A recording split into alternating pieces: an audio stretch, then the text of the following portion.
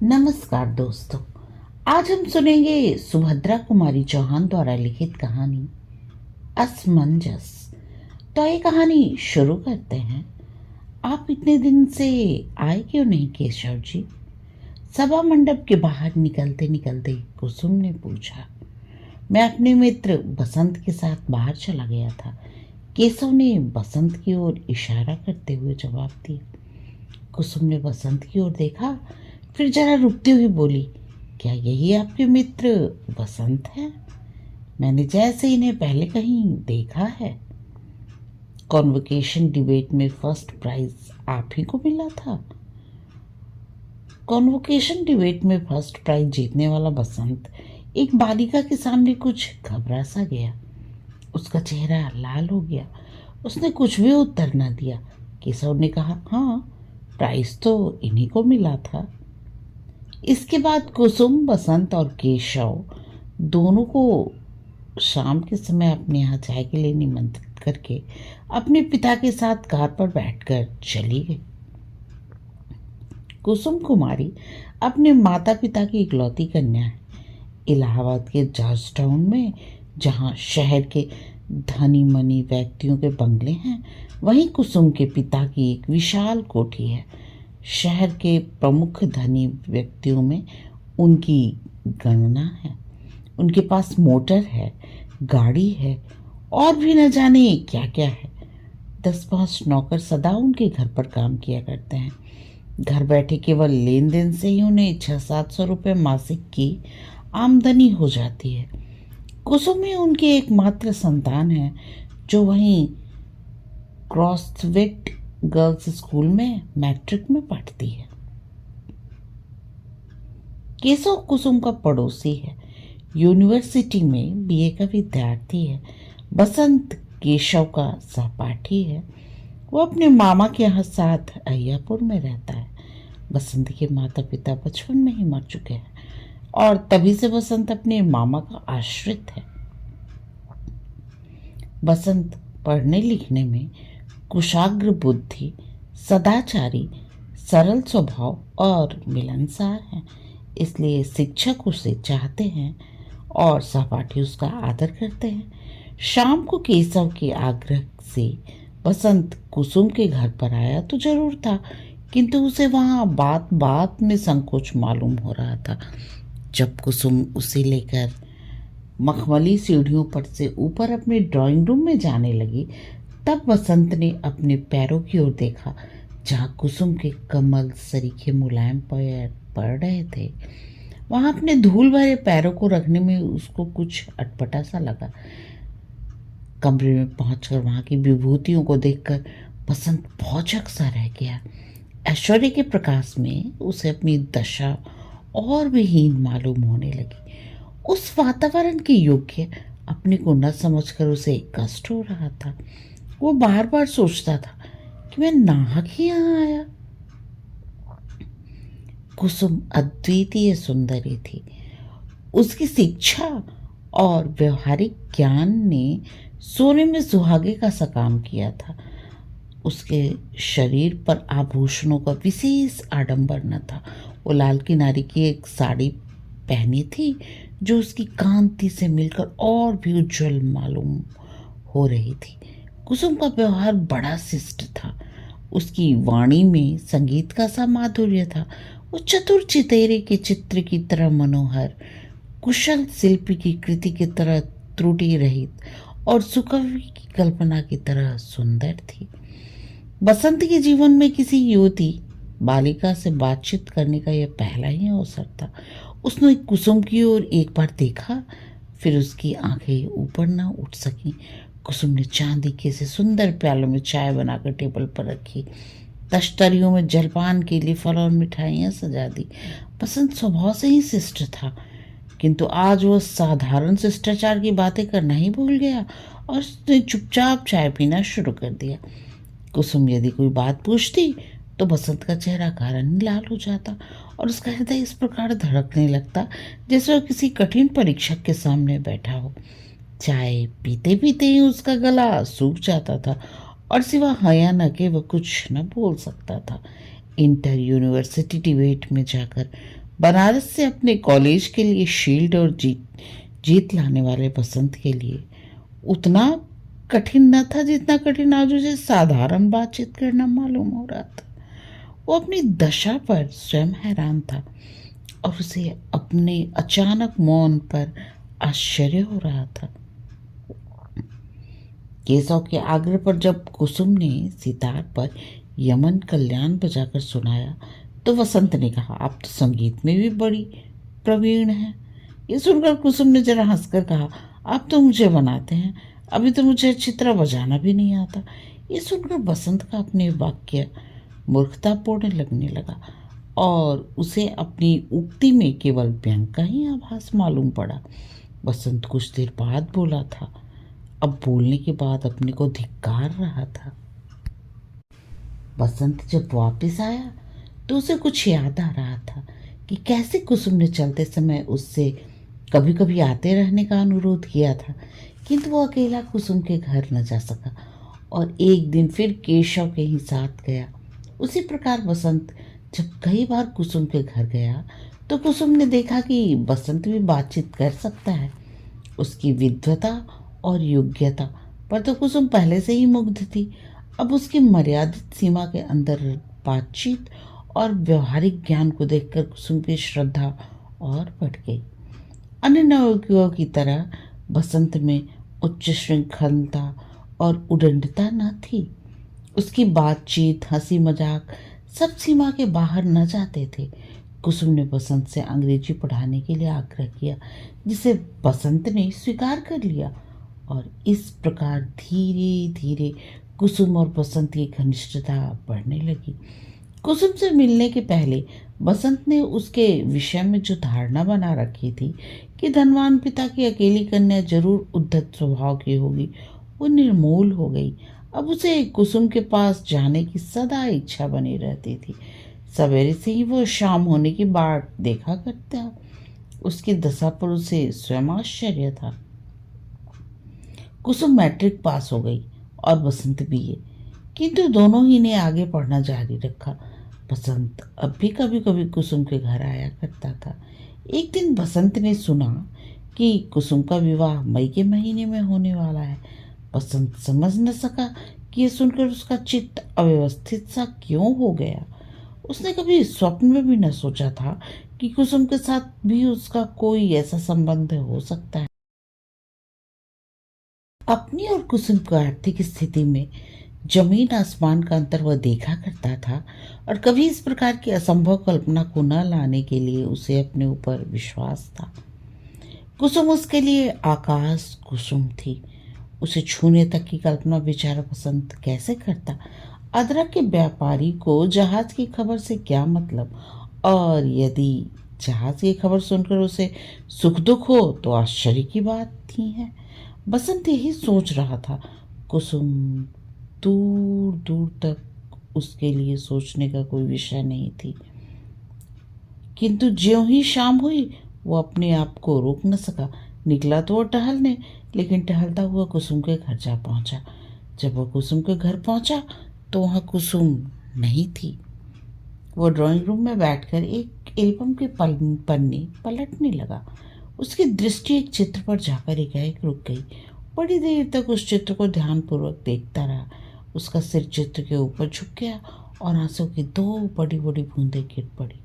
बसंत जैसे सोते से जाग पड़ा हो, उसने झट से जेब से रुमाल निकालकर चित्र पर से आंसू की दो बूंदें पोंछ दी और उसी समय उसकी नज़र सामने लगे हुए बड़े आईने पर पड़ी।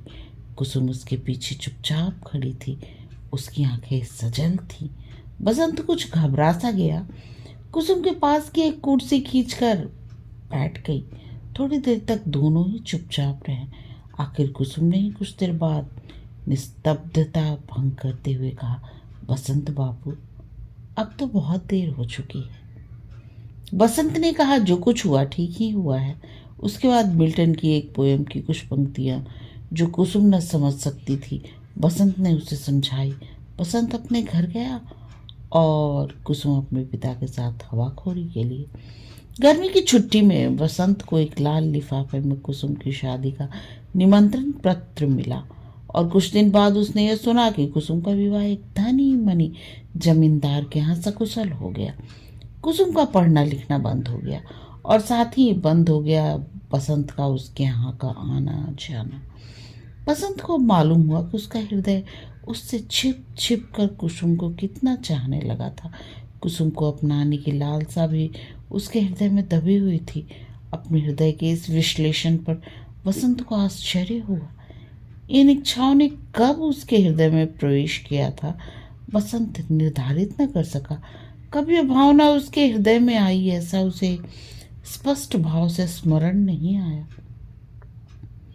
उसे अपने ऊपर और अपनी बुद्धि पर विश्वास था, किंतु हृदय बुद्धि और तर्क को धोखा देकर मनुष्य को किस प्रकार असंभव कल्पना की ओर प्रेरित कर सकता है, बसंत ने आज जाना। उसने सोचा, यदि मैं कुसुम से सचमुच प्यार करता हूँ तो मैंने कुसुम को ये कहा क्यों नहीं। यदि उसे अपनाने की इच्छा मेरे हृदय में थी तो उसे मैंने कभी प्रकट क्यों नहीं किया। वो अपने प्रश्नों पर आप ही निरुत्तर हो जाता था। फिर उसने बार बार यही सोचा कि उसने सदा से ही कुसुम को प्यार किया है और हृदय से प्यार किया है। तब क्या कुसुम भी उसे प्यार करती थी? शायद हाँ या नहीं।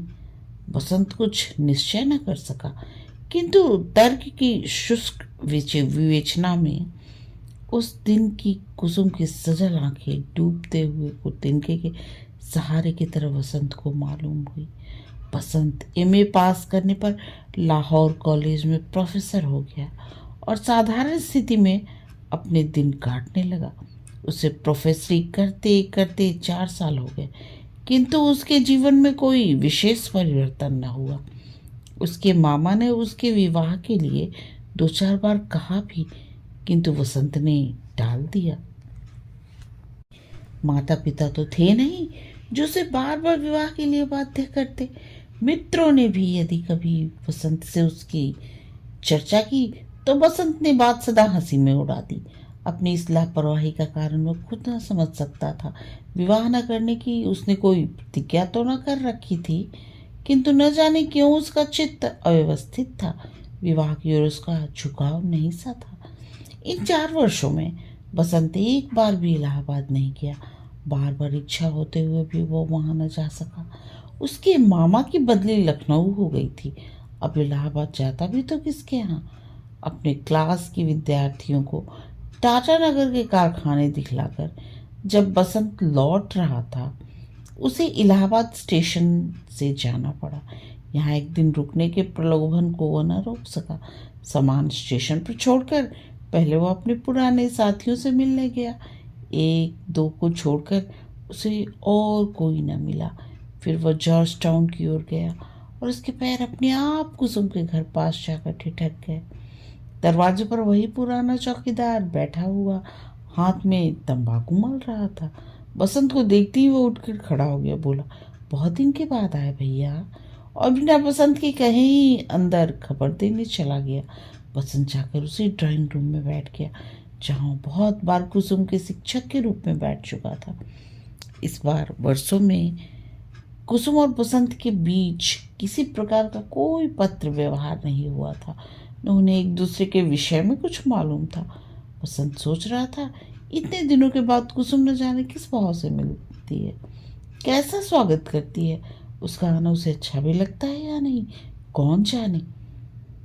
इतने ही में बिना किनारे की एक सफ़ेद खादी की साड़ी पहने कुसुम ड्राइंग रूम में आई।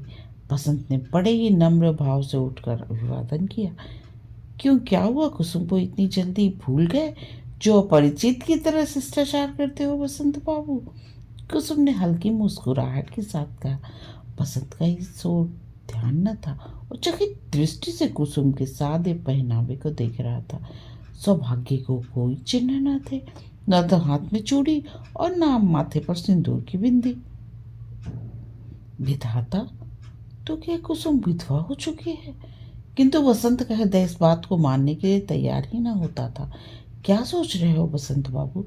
कुसुम ने फिर पूछा। बसंत जैसे चौंक पड़ा, बोला, कुछ तो नहीं, वैसे ही मैं देख रहा था कि। कुसुम ने बात काट कर कहा, आप मेरी तरफ देख रहे होंगे, किंतु इसके लिए क्या किया जाए? विधि के विधान को कौन टाल सकता है?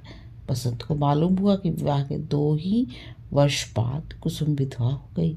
उसके पिता भी उसे अटूट संपत्ति की अधिकारिणी बनाकर 6 महीने हुए परलोकवासी हुए।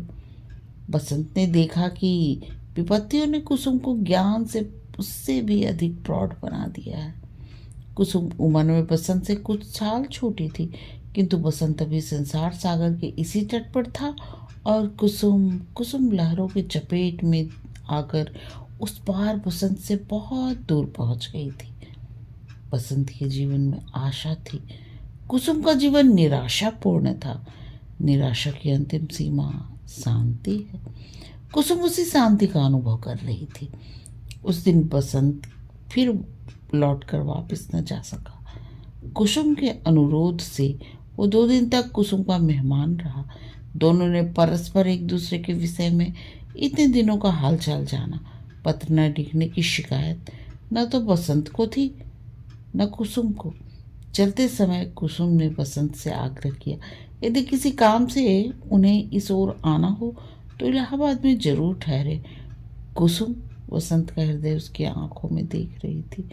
उसे विश्वास था कि बसंत जरूर आएगा। बसंत का स्वास्थ्य दिनों दिन बिगड़ता ही गया। कोई खास बीमारी तो न थी, केवल 8-10 दिन तक मलेरिया ज्वर से पीड़ित रहने के बाद वो कमजोर होता गया।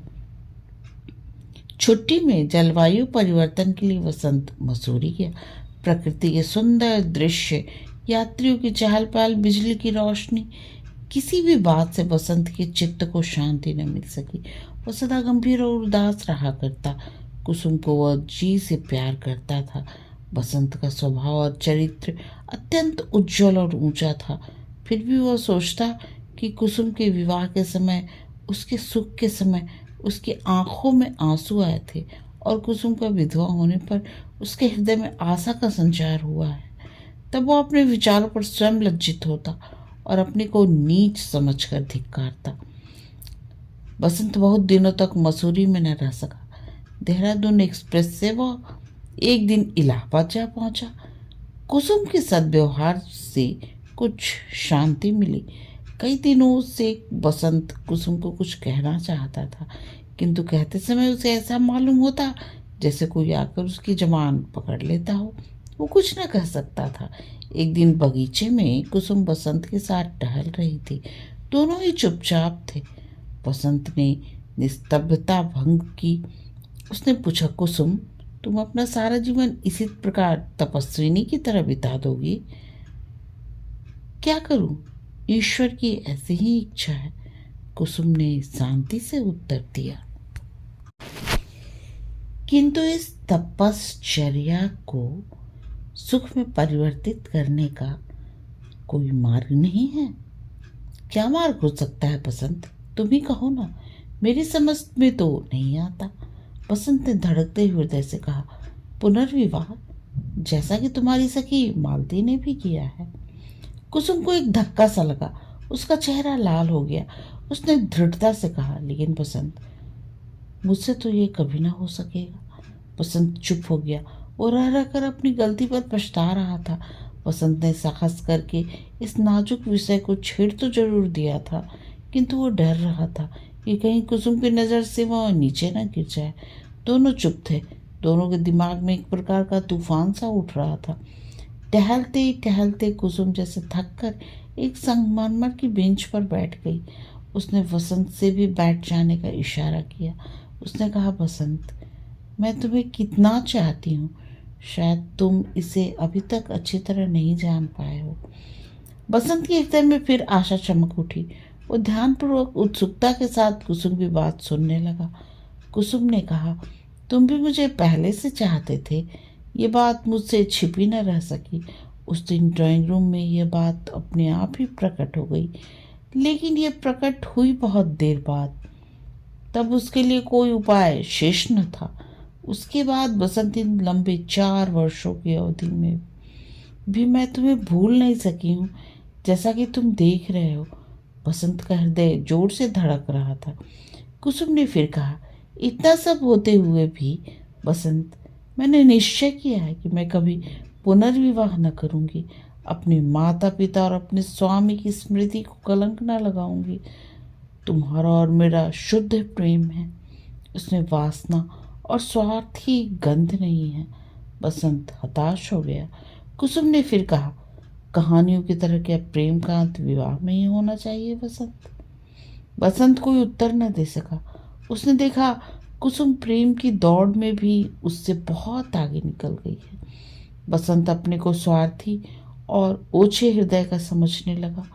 उसे ऐसा मालूम हुआ कि कुसुम बहुत ऊंचे से किसी दूसरे लोग से बोल रही है, जिसे बसंत कुछ समझ सकता है और कुछ नहीं। इसके बाद बसंत और कुसुम के बीच में इस विषय पर फिर कभी कोई बात न हुई। किंतु बसंत अब भी समझता है कि कुसुम का तर्क सत्य नहीं है। किसी सुकवि की कल्पना की तरह वह सुंदर जरूर है, पर उसमें सच्चाई नहीं है। परंतु इस प्रकार के विचार आने पर वो स्वयं अपनी आंखों से नीचे गिरने लगता है। उसके कानों में बार बार कुसुम के ये शब्द गूंजने लगते हैं, क्या प्रेम का अंत कहानियों की तरह विवाह में ही होना आवश्यक है? कहानी समाप्त। कहानी सुनने और अपना कीमती समय देने के लिए आप सबका बहुत बहुत धन्यवाद।